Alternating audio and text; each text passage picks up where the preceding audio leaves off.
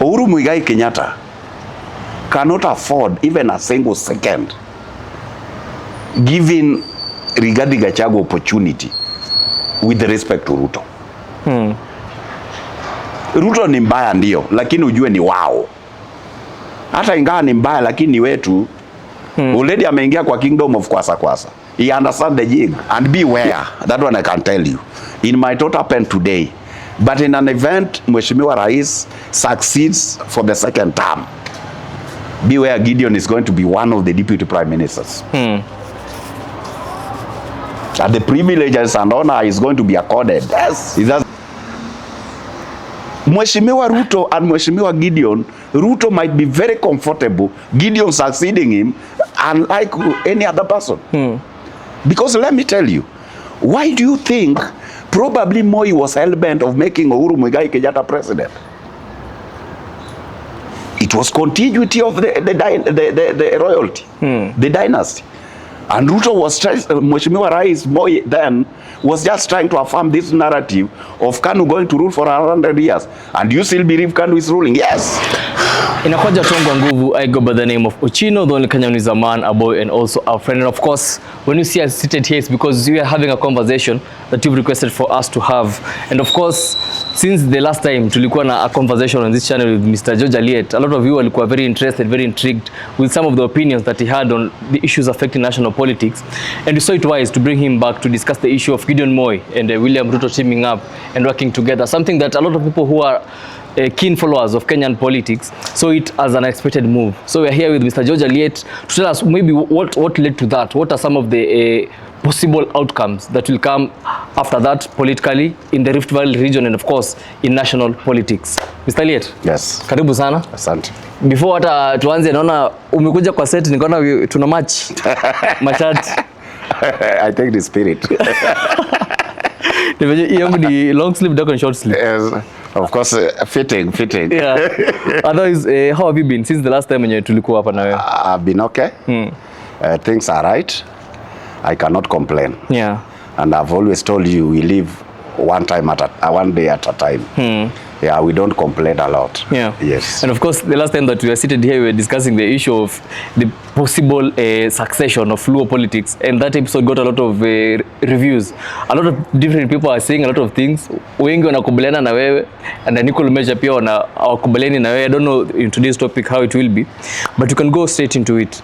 We saw Gideon Moi and the president, William Ruto, finally working together and putting it formally and announcing it to the public, even inviting a very large crowd of people in Kabarak. For you as George Aliet and for the people who are keen followers of Kenyan politics, that move, what does it symbolize? In fact, as I told you always, successful people always sit down and plans. And since the president has been in this terrain for a very long time, that move, according to me, is a move that was overdue. Because as you know, whenever you are doing your own planning, there are so many factors you have to put in place. Ikiwemo, setting up a mastermind team now that this is a political platform. And the mastermind team always entails even your enemies. Because like, for example, Ruto going for a second term is not going to be as easy as people think. If at all, he will leave some prominent people off the hook. Like, you like it or you don't, you have to agree with me that Gideon Moi and others are in the royalty. If you go to the developed world like UK, some of these people from lavish families who manages the economy as well as the previous leadership of the country, you realize they place them in the House of Lords. Meaning at any given time, if it be resource-wise or even in terms of adversary, they are always key in an individual's endeavor.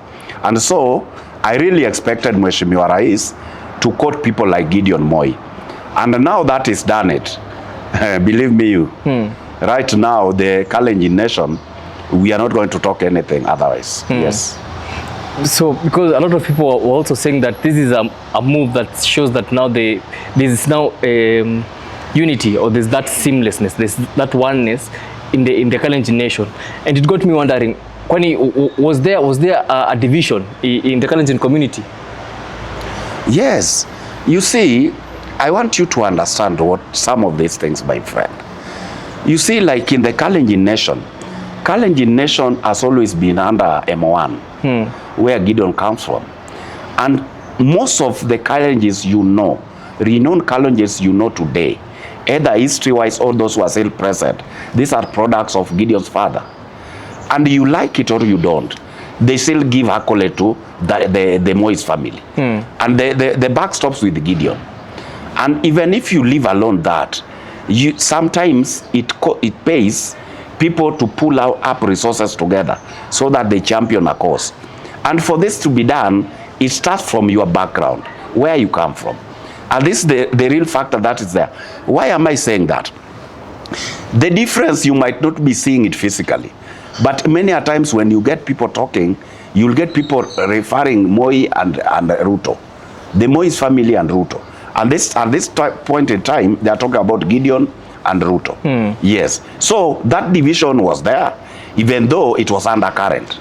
Yes. And now that it has come to the fore, that these people are going to work together, there's no division now. These people are going to work what they want, and they're going to do it the right way. Yes. So I saw an interview whereby the analyst there was putting it that the situation between Gideon Moi and Ruto at that time, before they decided to work together, was like the situation currently between Uhuru Kenyatta and Rigathi Gachagua, in that the longest kingpin has been Uhuru Kenyatta from Jomo Kenyatta, who is the father. On this other side, Gideon Moi is now the one who is there currently, but under President Daniel Arap Moi the late. So they are saying the current situation in the mountain is that there's a new kid on the block, which is Rigathi Gachagua. And in Rift Valley, the new kid on the block has been William Ruto, though he has been there for a long time. But the thing that you're saying is that the current prominent Kalenjins now, the old Kalenjins, people who may be under Daniel President and the former president, the late Daniel Arap Moi, is when their kids got to school, is when their kids got jobs in the government, is when even they got the enormous wealth that they got. So they are seeking allegiance, or they are pledging their allegiance towards the Moi family. If that's the case now, and that is the direction that has taken in Kalenjin nation, if you see a replica of that in the mountain whereby Uhuru Kenyatta and Gachagua get to join, will it be also enormous in the way that it was, or that's a premature way of thinking? You are very right. As you've placed it, it is true. These two families, there's a variance. You have one family that's coming from the peasant part, then we have another family coming from the royalty. Uhuru Kenyatta, for that matter, and Rigathi Gachagua. Beware, Rigathi Gachagua alilelewa kwa wakina Kenyatta. Be it not being brought up from a kid, but mentally and career-wise, is being mentored by the Kenyatta family through Uhuru. Are you getting that? Gideon Moi and William Ruto is more or less the same. Gideon Moi is a successor of the person who did what? Who did bring Mheshimiwa Ruto up? Because Ruto was brought up by the father. Are you getting that? The only difference here is just like giving a prescription in terms of in the medication world. When you say 1 times 3 and 3 times 1, they are more or less equal, but give two different implications. Because when there is a prescription of a medicine of 1 times 3, means you take 1 tablet 3 times in a day. But when 3 times 1, it means you take 3 tablets once in a day. Are you getting that? So Gachagua and Uhuru, Gachagua alilelewa kwa Uhuru. But now you'll get this variation. Uhuru is now exiting the stage. Are you getting that? But he's the one who brought Gachagua up. Ruto and Gideon Moi is more or less different. Gideon Moi, his family brought Ruto up. But now, Gideon Moi, it is Ruto who is not exiting the stage. It is Ruto who is in the stage. So that's the only difference. But now, I want you to get me right. When it comes to that political arrangement and what we expected of it and why it has come up, I've always told you again and again. I even said it when I was trying to describe the Babu's move. Many a times, when you succeed, it becomes very easy if you are molded from the royalty. And I've told you always, I really subscribe to the Christian faith, and so I read a lot of Bible. I've always told you several times, for Moses to go and take people out, Israelites out of the Misri, God ensured that he was brought up in the palace. So one, however much he had challenges like being a stammerer, he understood how the palace looks like. He understood how Pharaoh behaves. When he could easily read Pharaoh's moods. And so he understood their system of the operation. Are you getting that? The same is even applicable when you come to how Samuel gave nod to Saul. Are you getting that? When the Israelites cried to Samuel, we need a king. And he went to tell the Almighty Father, get us a king. God told Samuel, it is not you they've refused to follow you. I'm the one they've they refused to follow. So you go and anoint for them a king. Samuel went and anointed Saul. And when the power exceeded Saul, even again went as far as coming up with the David. Are you seeing that? But look at these parameters. For David to succeed Saul, there was one time David worked in Saul's place. Even that time when he was going to contend Goliath, he was coming from the royalty. Are you getting what I'm saying? So some of these things runs that way. Now, I've told you and I've told you again, there's no time. Mheshimiwa Uhuru Kenyatta, Mheshimiwa Raila, Jaramogi's family, or let me say Kenyatta's family, Jaramogi's family, Moi's family, are going to do away with Mheshimiwa Ruto. Because Ruto has managed to access the royalty. He is now one of the dynasties. Are you getting that? So they have to welcome him to the dynasty. And because Ruto is cognizant of that fact, you cannot fight a dynasty. He has to bring them on board so that they work together. And this is what is bringing for us a scenario where, if all factors are kept constant, believe me, Gideon is going to be our president. Be it not 2032, whichever way, as long as he's alive. What Mheshimiwa Ruto is doing today, Kibaki did it with Uhuru Kenyatta. I want it to be very clear with you. When, after the 2005 referendum, for us to get this new constitutional order, we had issues with the campaigns. The KANU, as a party, was within this other opposition for us against the government platform.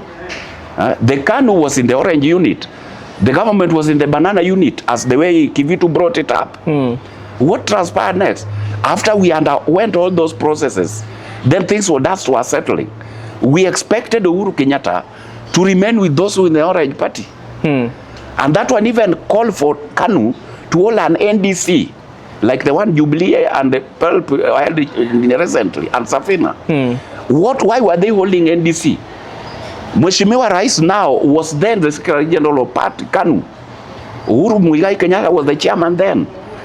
The ratification was about for the delegates to give nod to the party to team up with the opposition so that they form a party working with Orange. Because at that time, already we had ODM Kenya. What happened in the NDC? Go and look back at those clips. All the delegates in the NDC didn't approve KANU to work with the ODM Kenya. For that matter. But when Mheshimiwa Rais now, then the Secretary General came up to read the resolution of the NDC, Namnuku, he said, the party delegates in this Congress today have unanimously agreed to team up with ODM to champion the nation cause against the will of the delegates. The end result, Ruto and his team went to the ODM way. Mheshimiwa Uhuru Kenyatta remained with Mheshimiwa Emilio Moi Kibaki. And that's when the formation came up after the violence. Uhuru Kenyatta became the first deputy prime minister. And that's why you get the analysts trying to insinuate probably Gideon Moi is going to be a prime minister, a deputy prime minister. Because because they believe in that arrangement. Then it is not a belief. It is not a belief.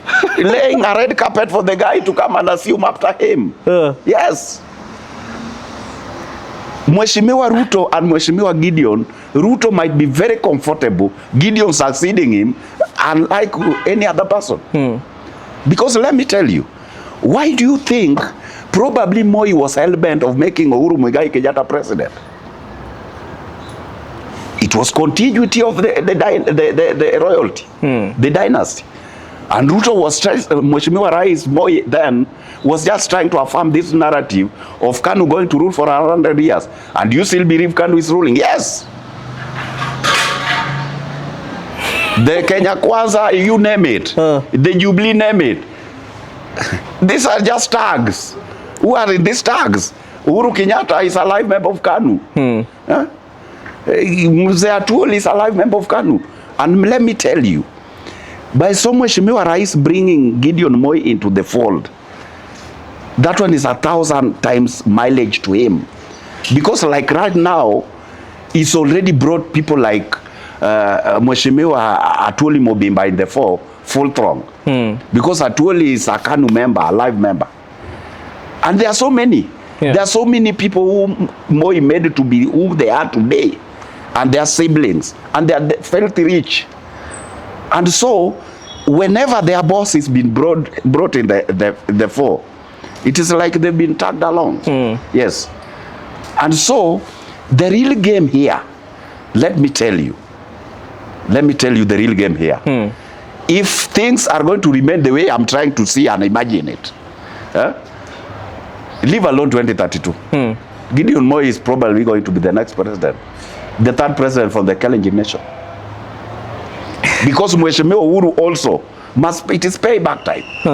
He has to ensure the way Mzee Moi made him the president, he also makes Moi's son the president.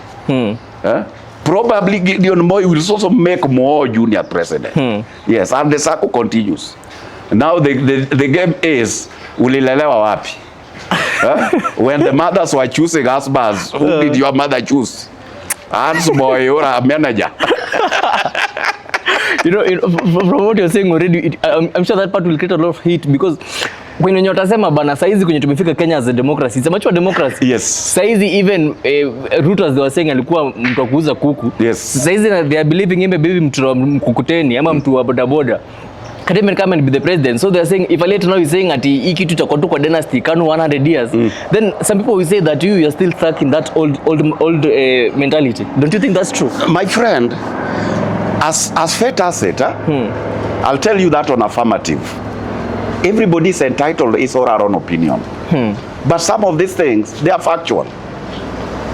Nobody's heavenly bound to say, I have to go to heaven because I'm a Christian or I'm born again. No, your deeds will depict it. Because, like, let me tell you, who tells you Ruto doesn't come from a royalty? Because even as early as less than 7 years ago, when Ruto's car encountered an accident, but when the due diligence was done, it was Moi's car. Are you getting what I'm saying? Yeah. This ain't no matter. Buana, can you go and sell chicken along the roadside and become an MP? Coincidentally that way. And let me tell you, if you want to know Mheshimiwa Rais alilelewa kwa royalty, I want you to get it right for me. It is not in law. But it is Mheshimiwa Rais, the current president now, when he was assistant minister, had an opportunity to be sitting in cabinet meetings with the president and ministers. And he's not even an ex-official. What does one tell you? He was Moi's son. And being a son must not be holistically that person is your biological son. Yes. Mheshimiwa Atuoli called Sakaja his son. Did he give birth to a Sakaja? Uhuru Muigai Kenyatta called Sakaja his son. Did he give birth to Sakaja? So what I'm telling you, Kenyans, whoever, there's another richest president, yes, you ni wa Guinea, you Guinea wa Bissau. He's the president and the son is the vice president. Yeah. With a population of 2.3 million, 4 million. And he's richer than that country. You get what I'm saying? Yeah. Do you think those people want it? Kaguta Museveni is going for how many terms? Is it true the Ugandans want him? So what I'm saying, the other day I did tell you, assuming the leadership of the Luo nation, I just gave you two things. Yeah. This person must be moneyed and ruthless. There's some people, when I was reading comments, I even saw somebody saying, but it is just absurd. Somebody says things. Making a community to follow a unit, you burn their houses. It happened then and it will still happen. And the people talking, their age mates are the ones going to do this. Why? The people who are having that mindset are the people that are going to bankroll them to do it. Like, let me tell you today, we might not want Mheshimiwa Gideon Moi to be the next president, the third president of this country, as people say. But let me tell you one simple fact. If now, for example, Gideon Moi is going to be on the ballot, and another person is going to be there on the ballot, do you think their parameter isipokuwa hii ya kwamba kwani ni wao tu? Is there any other thing they are going to offer to prevent him from being the president? Because in the first thing, if it comes to resources, they are going to mount a serious campaign. You are complaining, do you have the social capital? If you don't have the social capital, what happens? You cannot call people for a dinner in the shortest time. We've sat here 30 minutes and you get 3 billion. If you call them, if they try, they'll get you 3 million. Can you mount a campaign with that? And the probable voters, when we are at the cycle of campaigning, these people don't listen to ideologies and principles and their future prospects. What they listen to is their stomach. Wherein you are in the political meetings, if you've managed to be in them, at times when a leader tries to articulate what he or she expects to do to the general public, you will get quite a number saying, you are wasting a lot of our time, let that person finish with us. Amalizane na sisi twende. Amalizane na sisi twende. Ushaona? Sisi hatukukuja hapa mkutano ama shule. Tumekuja kusalimia mkubwa wetu. Na kusalimiana ni wallet. So what I'm saying is that we like it or you don't. You like it or you don't. We are only seeing the royalty in Uhuru Kenyatta, royalty in Gideon Moi, royalty in railaodinga. But there are other royalties we are assuming. Are you seeing royalty in Kalonzo Musyoka? Because if all factors are kept constant and we are fair, if it is not Kalonzo, then it is Gideon. Why am I calling Kalonzo royalty? Why am I calling Musalia Mudavadi royalty? Kalonzo Musyoka was nominated by Mulu Mutesia at 35. All that time up to day, has he gone out? You like it or you don't, is there? Has anybody taken Musalia Mudavadi out after his father Mudamba passed on? These are royalty, and in a one way or another they are intertwined to the Moise family. Yes. So these are sons of the royalty. So what is apparent here is very simple. You like it or you don't. When the hour of reckoning comes, Uhuru Kenyatta is going to sit. I think you had Moise Gideon Ruto speak the previous day. Uhuru Kenyatta is going to sit down. Railaodinga is going to sit down. Gideon Moi is going to sit down. Musalia Mudavadi is going to sit down. Add the rest. We call them others because they don't have a name to be presented there. Are you getting that? Yeah. Then they are going to decide the destiny of this country.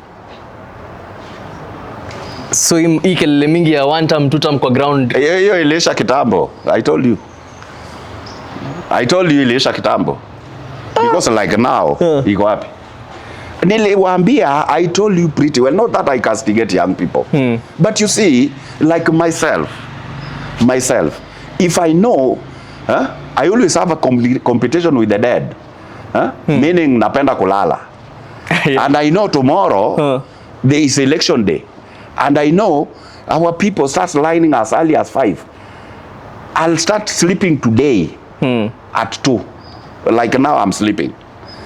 So that when it reaches around midnight, usingizi imeenda. Naenda kuanza kupanga line. Yeah. Nipige kura. Wakikuyu wanasema kumira. Kwa nini wanasema? They know the power of the ballot. Why am I bringing this narrative? I told you the Gen Z narrative. Hizi ni hogwash. Ushaona? Hizi ni moto za gazeti ama maji moto. Haipiki ugali. Yeah. Unanielewa? Sababu hawajawahi jua kura ni nini. Aya, right now nafasi ya kupiga kurejesa kura ilifunguliwa. Are they taking those cards? Are they registering? Out of a projection of 6 million, almost 1 or 2 weeks ndio wana 20,000. And that is not holistically them alone. Paka wale watu wengine. So? But don't you believe there's a lot of distraction going around that people don't focus on guys getting votes registering as voters? Which distraction? Ochino, when I'm addressing you as somebody who is intelligent, who's schooled. Probably I'm not cultured, cannot get that. That is perception, how people see me. Yeah. You are in the tertiary college. I believe by extension you are in the university. Is there a makeable platform of studying there at night? Where I was, we even had a lab stone. When the people are learning, some of them are making starehe pale, wanafanya mapenzi. And nobody cares. Wengine hiyo time mnasoma, mwingine amekuja amelewa anasema mtakubaliwa. Sisi Wajaluo tunasema ongea ukono yenu. Si wewe unaelewa hiyo? Yeah. Wanasema hamtakubaliwa. Mwingine mkikuja hapo mnasoma, yeye anakuja anasema eti mnajifanya mnasoma. Hakuna. Was there an environment, conducive environment pale ya kusoma? It takes those people with the meat and might to succeed. Like my case, immediately after supper I was going to bed. I sleep up around 11. My alarm watch rings. I wake up with my thermos with tea. Then I go to the lecture on. I study there up to almost 4. That time that place is quiet. When I'm walked up around 4, I start doing derivative on the board. Be it schematic diagrams or arithmetic evaluations. I do them up to around 5. I'm walked up, I go back to the hostel and I take a shower. Then I go for my breakfast. If you don't scheme yourself, will you come out with something from there? This is the scenario we have in this country where people say, look at it, education is meaningless. He went to university and is just tilling in the land here. That person came from there with nothing. He went and attended, but came up with nothing. Even the attendance role, he didn't even get a CNC, course complete. So he just got a course not complete. Are you getting what I'm saying? Yeah. Some of them got referral and didn't manage to go back for the referrals. So that's what I'm telling you. When something is dear to your heart, like when the young guys knows it is out of politics, leadership, governance came from leadership. And with our order, we have to undergo an election. I think you should not have an excuse. That's the structure. Yeah. Like the narrative I've got the opposition talking about, that, I don't know, people are not being given IDs. Fine, they are not given. But can we talk about the uncollected ones? What effort are they making? Have they even made an effort of trying to go and mobilize people from the villages to come out and go and register? I thought they could have said the government is, the IBC is not availing registration materials. Like somebody is telling me today, the world being a global village, is that IBC is unfair. They are making registration to be done in the offices. We even don't know. Who tells you they don't know where the office is? If they don't know, can you tell them? My friend, let me tell you. Let me tell you. Me and you, ours is personal effort na maombi. Ile leadership iliyoko iweze kufanya kazi ambayo inastahili. Lakini blame game will not help us. And blame game will not prevent somebody from being a leader. Yeah. Are you getting what I'm saying? If Gachagua plans himself well, of course I told you the only planning mechanism Gachagua has is to go and apologize to the Kenyatta family. After that, probably will be remembered huko mbele. But if you go and fight a king, and this king, the king knows anaweza kukukata into size. See, the other day I told you, like bring even Matiang'i. Matiang'i also come from the royalty. Alilelewa kisiasa wapi? Si alikuwa anafanya kwa Nyachai. Who was Nyachai's PA? Si ni Matiang'i. Get it from me. Yeah. So why could Matiang'i come up with vertical mobility politically very fast? He came and he was a lecturer here. In fact, Magoha was his boss. He became Magoha's boss again. Are you getting what I'm saying? Yeah. So he's also a royalty. And that's why Uhuru did not even see the current governor of Kisii, Simbarati. He only saw Matiang'i. Huh? Yeah. He could even equally also see Onyonka. Onyonka also comes from the royalty. Are you getting what I'm saying? Yeah. So at the end of the day, these people, there's a language they understand. Huh? And get it from me, my friend. If people are not very keen, the only platform, the red carpet being laid there immediately. Gideon Moi is being laid for a red carpet to become the president of 2032 or 2037. Yeah. Yes, and nothing will stop him. I think I'm not the only one who's perplexed during this whole interview, because you first of all, even the issue of just Gideon being the third president from the Kalenjin nation. Yes. And for you projecting it to be that soon. Yes. I think that's very far-fetched. Yes. But also in a way, the people who might say they are looking at maybe as a person like Kipchumba Murkomen, because in all the reshuffles that have been happening in the current government, yes, he's never kicked out of government. As you're answering that, the Kipchumba Murkomen factor, is he the prince now, and then maybe he can take over after Gideon has done his term? And also, the same way that you've said about the ODM and the PNU NDCs, are we now going to see KANU being merged into UDA? Or are you going likely to see UDA being merged into KANU? Because as you've clearly said, there's that working together now officially. And we've been seeing the current president, William Ruto, is a person who likes or has the tendency of merging parties that are having coalitions with him. We saw that happening with Musalia Mudavadi's party. Are we going to see a likelihood whereby KANU itamezwa na UDA? Thank you very much. One, let us have these two wavelengths. Talk of UDA and talk of KANU. Beware, Gideon Moi is working with Ruto as an equal principles. The only variation is that Mheshimiwa Rais is the president. But at party level, they are equal principles. So, in terms of hierarchy, in terms of all factors that are there, Kipchumba Murkomen is equally apparent, but after Gideon Moi. Yes. Kipchumba Murkomen, if it comes to resources, I mean financial resources, fine, the president can lay for him a platform to get it. Are you getting what I'm saying? But the truth be told, in Gideon Moi's basket, only that one is there, and social capital is also there. Do you know Gideon Moi has a network across this country? There's one guy down there in Migori who only subscribes to KANU's ideals. And there are people Gideon Moi's network have. He knows when I'm talking to Kilifi, I can talk to somebody. Is when Kipchumba Murkomen going to build that? Kipchumba Murkomen is just a young man who is still being placed strategically. Of course, he will come to the fore. Yes, but already Gideon is already built. Like if it comes to now giving platforms of somebody to enter into that succession politics, Uhuru Kenyatta will not come and start discussing Kipchumba vis-a-vis Gideon Moi. He will not discuss Kipchumba against Gideon Moi. If you bring Mheshimiwa Atuoli Mobimba, our elder, to come and give his opinion here, he will not even talk of Kipchumba Murkomen.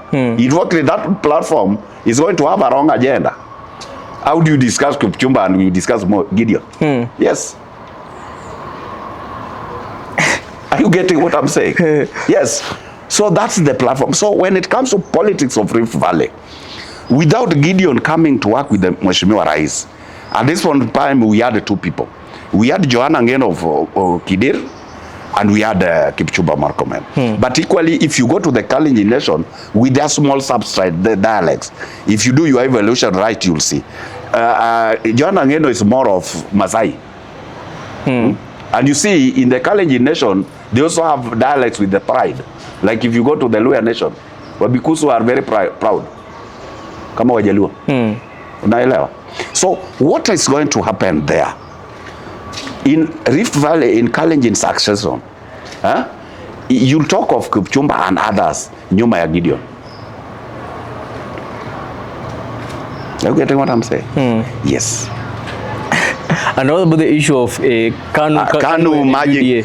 KANU and UDA ni mtoto wa KANU. Unaona hizi chama zote au ni watoto wa KANU?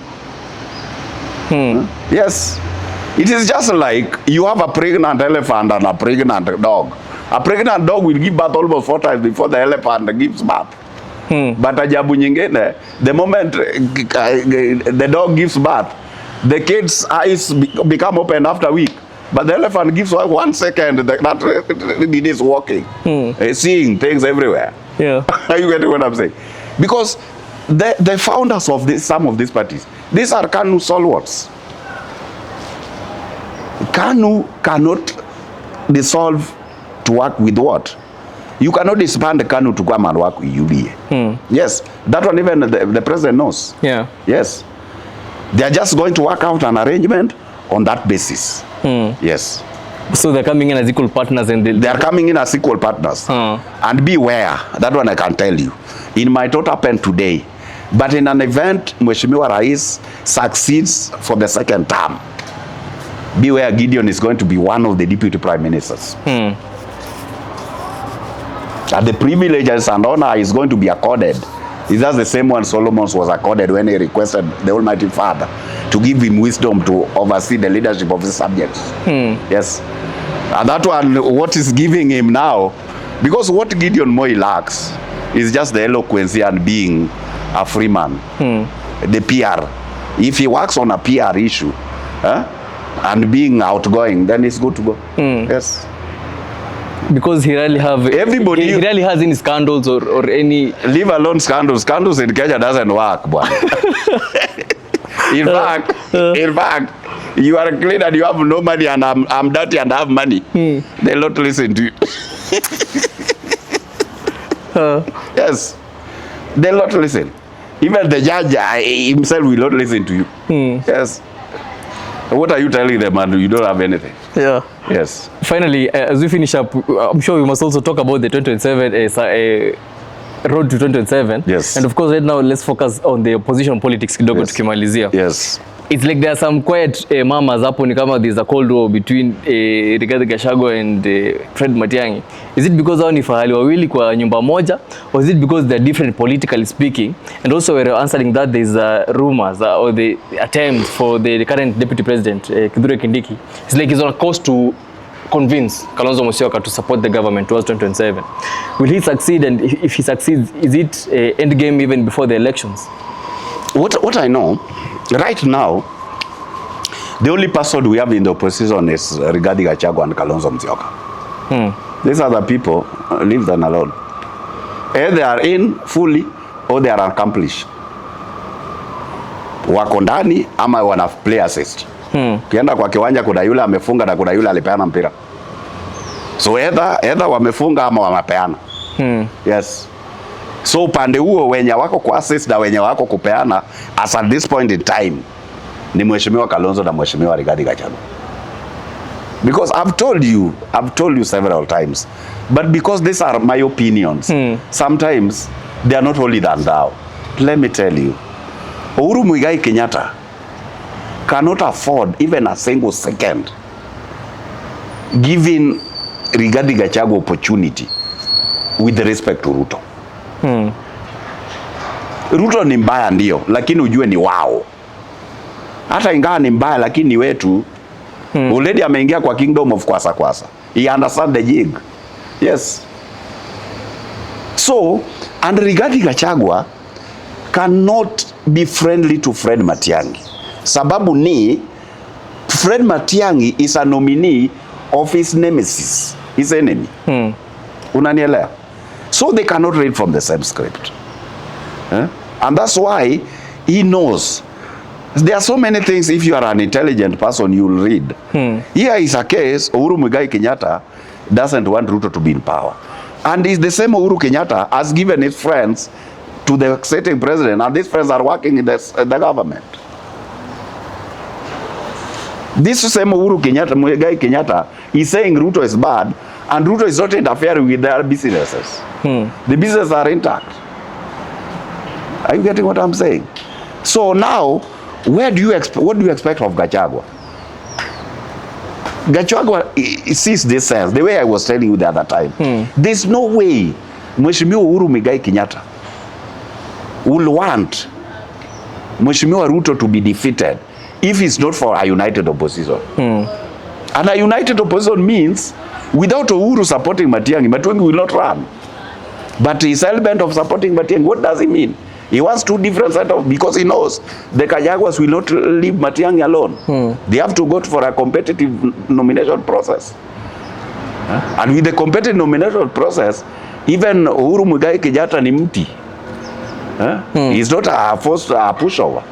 He has his networks. There are people who understand Uhuru very well. He's made them to be who they are today. So at the end of the day, they are going to sing a song. Yes. So the real game here, Mheshimiwa Kalonzo Musyoka, lao angekuwa ni mimi. Angeteam up the government na lobby apate resources, akienda 2032 years money. Asiwe anawekwa with all the factors yuko sawa. Ikifika resources hajiwezi. Are you getting what I'm saying? Yeah. So with the Kalonzo Musyoka, to us, I can tell you the sitting government is comfortable. If they lobby him to come over, so that's very good. But even if he doesn't come over, at the end of the day, it's going to be accomplished. How? If Kalonzo insists he's going to run, we are as a government, we are going to leave Gachagua to run. Who told you Gachagua was impeached, so it is casted on stone? We cannot say he was not rightfully impeached, and we pay him. So they can use that card as a counter-attack? Not use that card. Who told you he was impeached? If he plays a good man, we are going to leave him alone. We pay him his dues for the 5 years. And he goes for the presidency. So that at the end of the day, what do? We go to have a rerun. And I told you the other time, number 1 and number 2 cannot make an equation. It is number 1 and number 3. So in short, from your conclusion, yes, in this 2027, the rest to 2027, yes, from what I'm getting from you, yes, you believe nobody else can defeat President William Ruto? Not nobody else.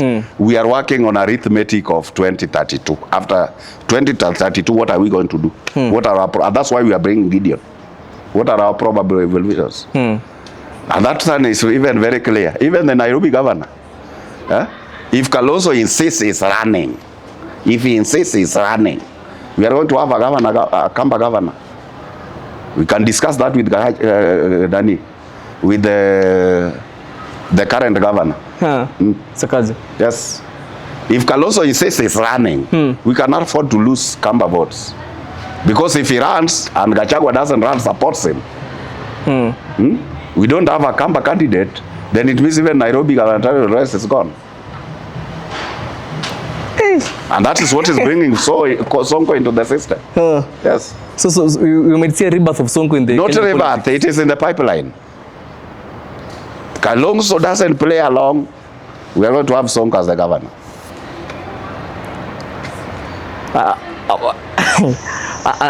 Under which party? The government's party. UDA. The government coalition. Yes. That is the kind of political evaluation and arrangements that is there. Yes. You see now, right now, it is a puzzle everywhere. Yeah. So you make your right puzzle, you are okay. So that's what is apparent there. But what I know, Kalonzo is going to play along. But if he insists, I can tell you, he's gone to the drains. Yeah. Yes. We sasa, Mr. Aliet. Yes. Shukran sana for giving us this time. Yes. Hii leo hata mimi mwenyewe personally am perplexed on very many issues. Yes. But as usual say in politics, anything can happen and it's a game of probabilities. Yes. And I'm sure also the people who are watching us maybe for the first time, wanashanga who is this man and why does he have that authority? And maybe they don't agree with the thing or two that you said. Yeah. Maybe they don't agree totally with everything that you said. But on our platform, we usually welcome each and every person. Each and every opinion is welcomed on our show. Yes. We're on our way to educate the citizens about civic education, about political awareness, and of course that we're doing that with people who have been in the game, people who know the Kenyan political terrain. na inakuwa fiti sana. Anyway, I have been your host Ochino, the only Kenyan who is a man, a boy, and also a friend. If you haven't subscribed, do so ili uweze kupata such conversations and so much more. Adios.